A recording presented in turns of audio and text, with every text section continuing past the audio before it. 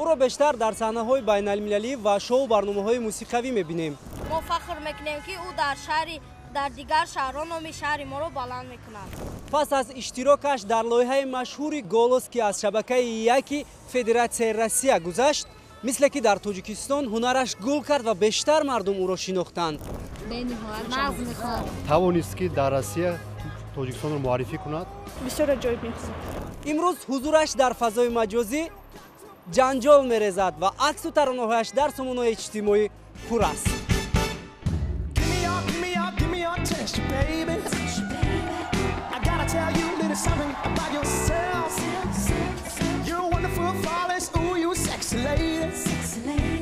But you're walking out here like you wanna be someone else.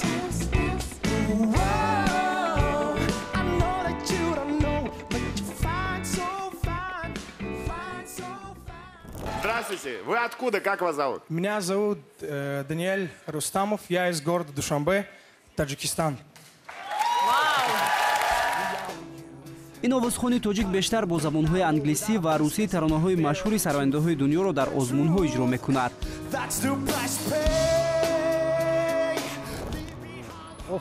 آفرینش احسان میگوییم. ما هم دستگیری میکنیم دانیل رستامов رو. دانیل رستم خیلی زیبا میخواند. یکم باری که من دیده بودم آن را اول دیدم گفتم که نمیتواند. بعد یکی دیدم آوازش خیلی بلند. بله معقول شد به من. I'm gonna make it. Yeah, you're a natural, feeling hot as stone. You got to be so cold to make it in this world. Yeah, you're a natural, living your life come through. Got to be so cold. دانیل رستامов اکنون برای اکثریت چهره شناخته است در تاجیکستان.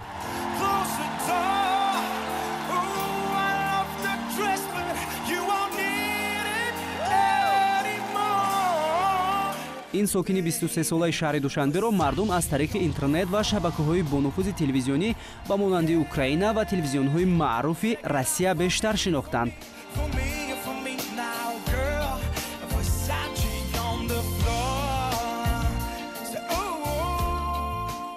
Я приехал с Таджикистана, города Душанбе. Даниэл бори аввал дар барномаи мусиқии X Factor Украина аз маҳорати худ дарак дод.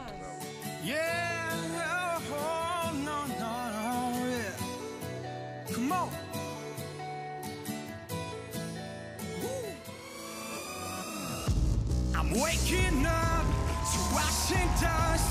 I wipe my brow on my sweat and my rust. I'm breathing in the chemicals. Whoa. I feel it in my bones, enough to make my system grow. Welcome to the new age, to the new age. Welcome to the new age, to the new age. Whoa.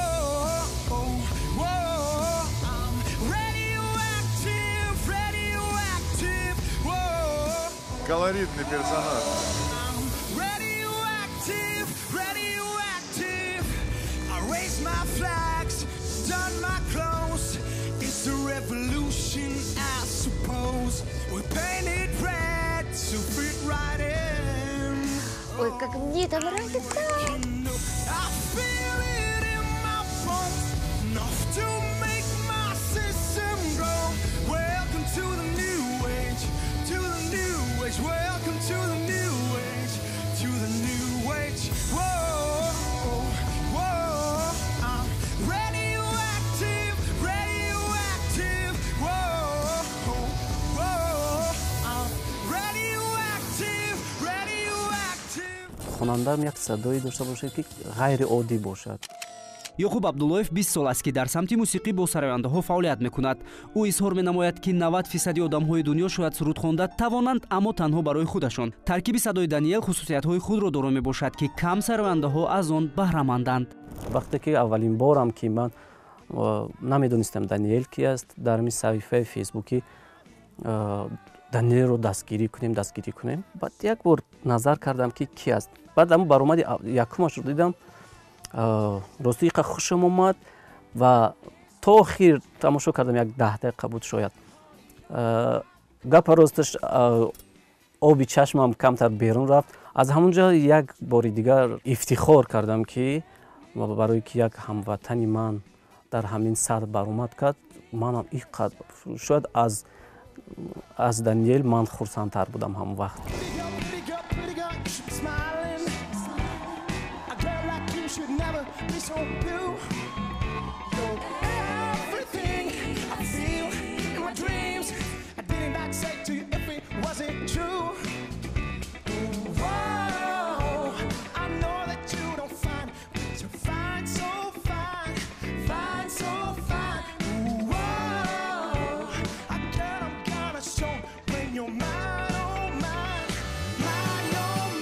пас аз соли 2016 баромадҳои ӯ дар озмунҳои мусиқии кишварҳои Озарбойҷон, Гурҷистон, Украина ва ахиран Россия сару садо баланд намуду аз ҷониби ҳаводоронаш дар Тоҷикистон бо вокунишҳои мусбӣ рӯбарӯ шуд.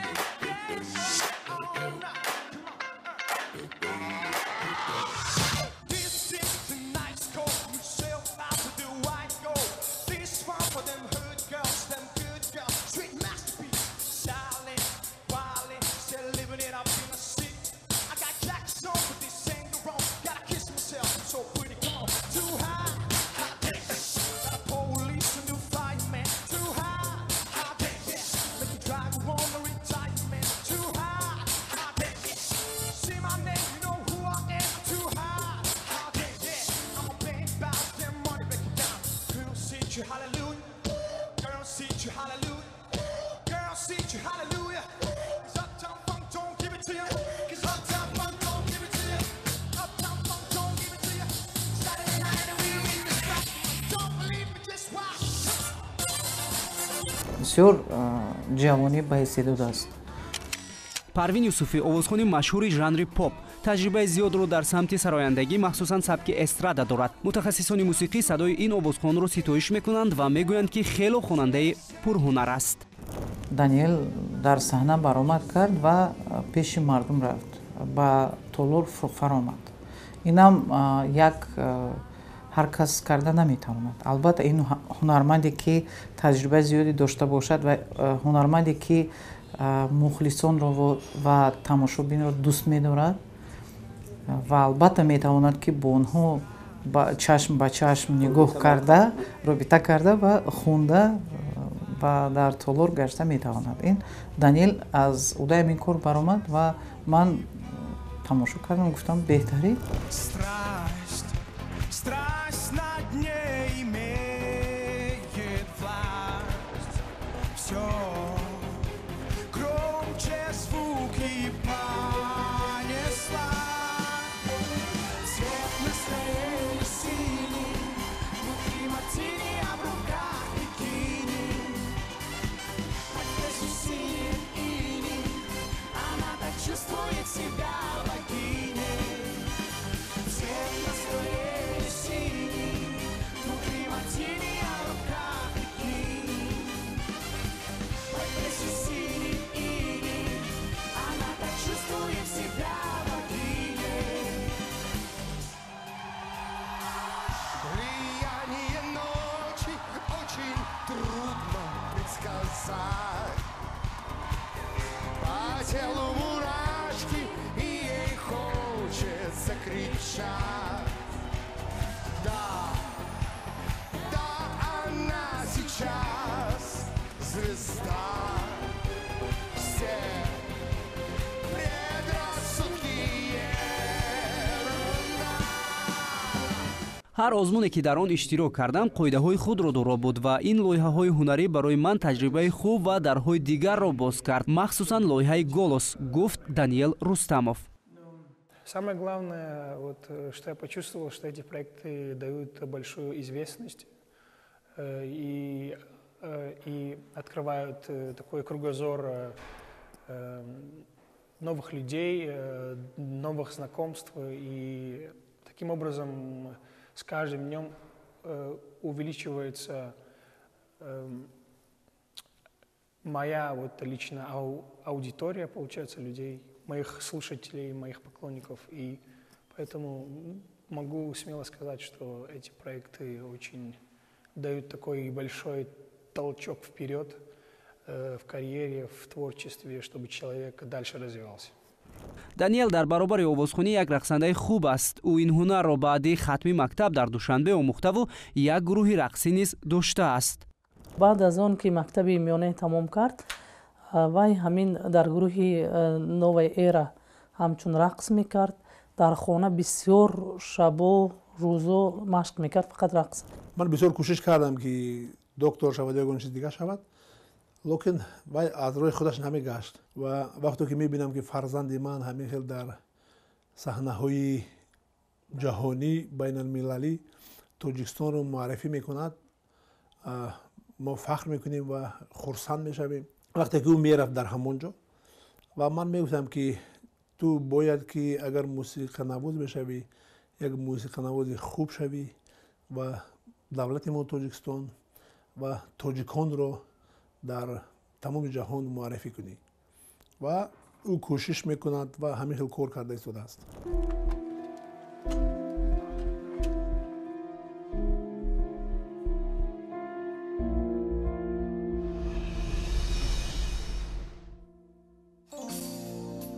Let's take our time tonight. ҳамин баромадҳо шурӯъ мешавад. бародарои ман, бародарои шавҳарам ва ҳама хештабро занг мезананд, табрик мекунанд, мегӯянд мо дониёро дидем. бисёр моям як ҳисси хурсандӣ, албатта як хурсандӣ фаро мегирад. Падару модар чӣ хел? Underneath the chandelier, we're dancing all alone. дар лоиҳае ки ман иштирок кардам, сарояндаҳои боистеъдод зиёд буд ва миёни мо як рақобати шадиди ҳунариро низ ба вуҷуд овард. Для судей, я думаю, что в первую очередь было важно, кто как себя покажет, кто вот искренне себя покажет в этом конкурсе. И я думаю, что вот члены жюри, они смотрели более вот на искренность и вот достойное выступление вот всех участников с полной самоотдачей. И были много участников, которые были очень достойные и очень вокально сильные, намного сильнее меня, я вот так скажу. Но я думаю, что это все зависело от вот дня выступлений. Не было такого, чтобы что-то вот нравилось судьям или что-то не нравилось. Вот. Это вот, я думаю, что вот как вот человек выступил вот в тот день, то и вот определяло вот дальнейшее прохождение в этом конкурсе. Это будет Даниэль Рустамов. Даниэль двигается в суперпроекте «Голос» дальше.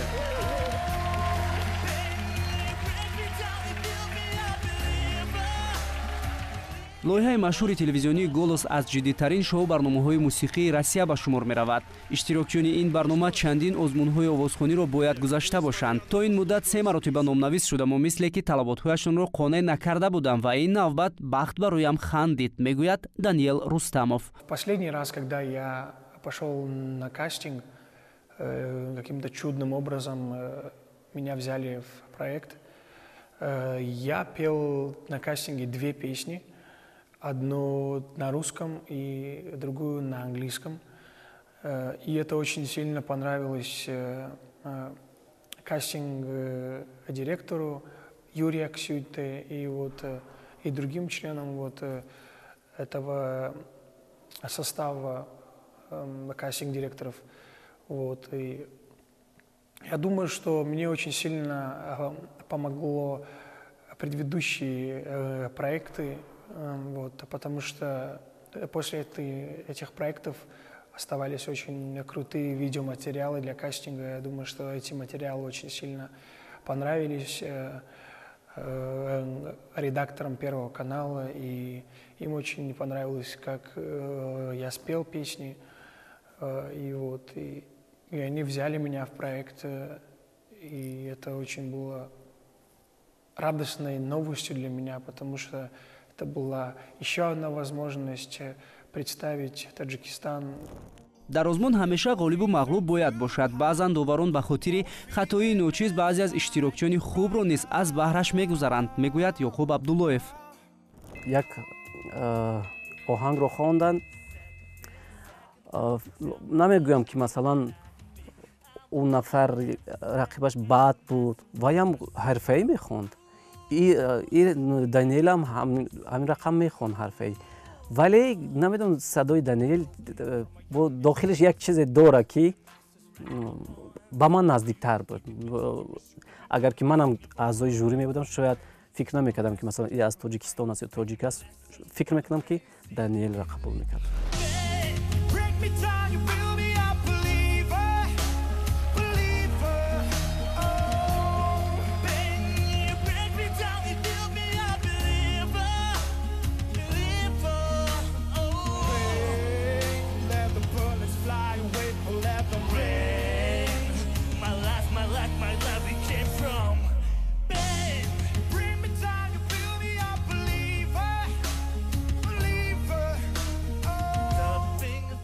вақте ки Даниел мехонад, ҳамин характераш маълум мешавад.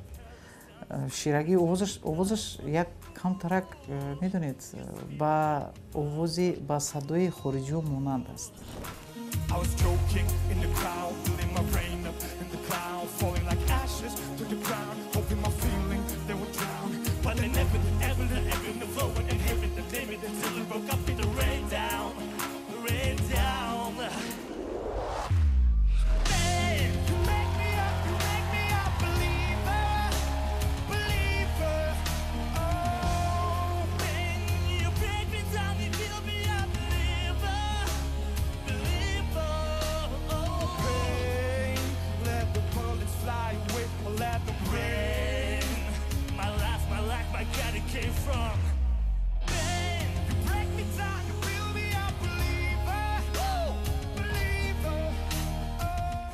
агар Даниел хоҳиши хондани ягон оҳанги тоҷикӣ бошад аз оҳангсозои тоҷик, манам саҳми худамро мегузорам, метавонам ки ороиши мусиқии ӯро ба гардан бигирам ва манам мехоҳам як бор бинам ки масалан натиҷааш чӣ мешавад, натиҷаи кор ки бо оҳанги тоҷикӣ, ороиши мусиқишам аз тоҷикҳо ва бибинем чӣ мешавад. ман фахр мекунам ки дар саҳнаҳои байналмилалӣ ҳамин қадар ҳунармандони ҷавон метавонанд ки обрӯи миллати моро бардоранд. ва албатта ман мешиносам ҳамчун инсон, бисёр инсони хуб аст Даниел ва бисёр тарбияи хуб гирифтагӣ аз падару модар ва албатта агар аз болои ҳунараш кор кунад, метавонад ки то кӯлаҳои баландтарина бирасад. Свободными ветрами между строк мы теряем контроль.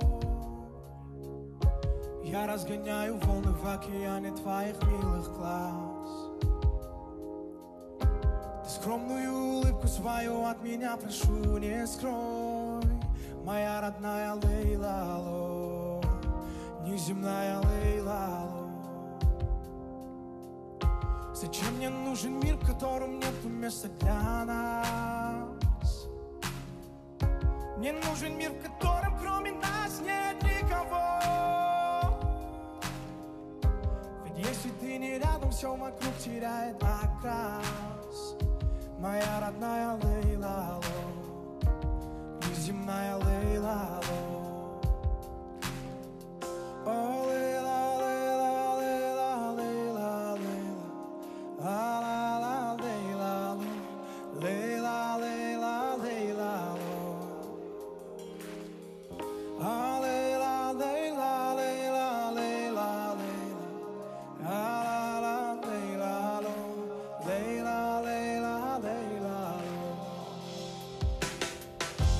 Шелковое платье цветно-алого заката дарит мне мотивы, что поет моя душа. Сердце пишет строки, посылает к черту разум, напевая день за днем. Неземная лейла-ло. О, лейла, лейла, лейла, лейла, лейла. А-ла-ла, лейла-ло. Лейла, лейла, лейла-ло. О, лейла, лейла, лейла, лейла, лейла. La-ла, лейла-ло. Лейла, лейла, лейла-ло.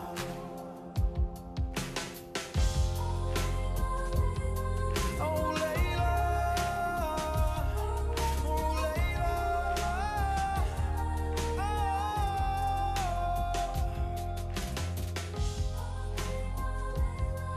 oh, Layla, oh, Layla.